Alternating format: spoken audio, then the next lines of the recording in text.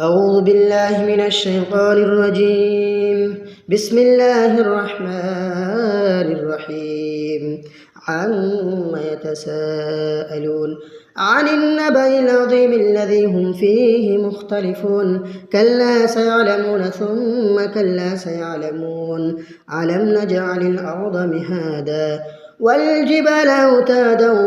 وخلقناكم أزواجا وجعلنا نومكم سباتا وجعلنا الليل لباسا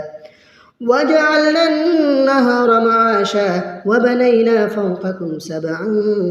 شدادا وجعلنا سراجا وهاجا وأنزلنا من المعصرات ماء سجاجا لنخرج به حبا ونباتا وجنات ألفافا إن يوم الفصل كان ميقاتا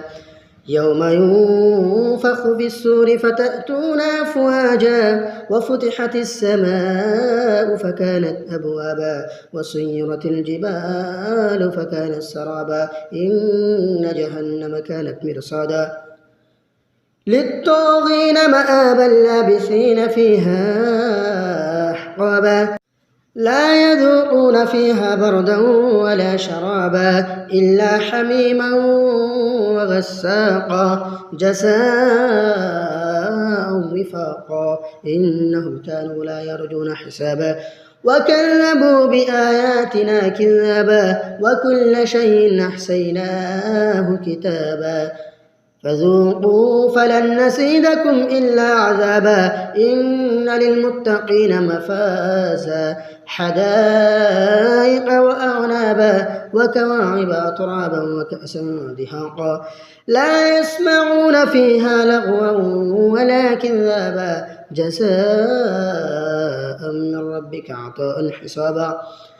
رب السماوات والأرض وما بينهما الرحمن لا يملكون منه خطابا يوم يقوم الروح والملائكة صفا